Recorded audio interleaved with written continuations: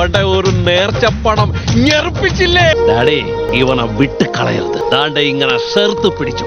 1,00,000 കാണും ഇതുപോലൊരു ഐറ്റം. അരവിന്ദന് അച്ഛനെ പോലെ രാഷ്ട്രീയമൊക്കെ ഉണ്ടോ? ഫോട്ടോയിൽ ഈശ്വരനെ കണ്ടപ്പോ കണ്ണട ഉണ്ടായിരുന്നല്ലോ. ആളുകൾ ഭക്ഷണം കഴിക്കുന്ന സ്ഥലമാണ്. മര്യാദയ്ക്ക് എന്റെ കൂടെ ഒന്ന് വണ്ടിയിൽ കയറിയാൽ എല്ലാവർക്കും നല്ലത്. പിന്നെന്താണ് സംഭവിച്ചത്? പറ. എനിക്കൊന്നും പറയാനില്ല. അറിഞ്ഞ എനിക്ക് പുല്ല. ആ കിളവനോട് പോയി ചോദിക്കൂ. ഫോണൊന്ന് അയാൾക്ക് കൊടുക്കൂ. താങ്കൾ ചെയ്തത് വളരെ വലിയൊരു കാര്യമാണ്. ഞാനിപ്പോ ഹൈദരാബാദിലാ. എവിടെ? ഹൈദരാബാദില്.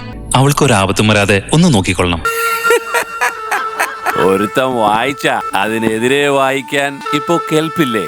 ആദ്യം കാഞ്ഞൂര് പള്ളിയിലെ സെബസ്ത്യാനോസ് പുണ്യാളന്റെ പെരുന്നാളിന് ആ ഫോട്ടോയിൽ കാണുന്നത് എന്നെ ചതിച്ച കള്ളക്കാവടികളാണ്. അവരെ കണ്ടുപിടിക്കുക, വെടിപൊട്ടിക്കുക. അതാണ് അവരുടെ സ്ഥലം. അതാണ് അവരുടെ സ്ഥലം. പട്ടേൽ കാ ആപ് സബ്കോ നമസ്കാർ. എന്റെ സഹോദരിയെ വിവാഹം കഴിക്കാൻ പോകുന്നത് ഒരു മലയാളി പയ്യനാണ്. മാഡമോ? ആരത്? അങ്ങനെ ആരും ഇവിടെ ഇല്ല സാർ.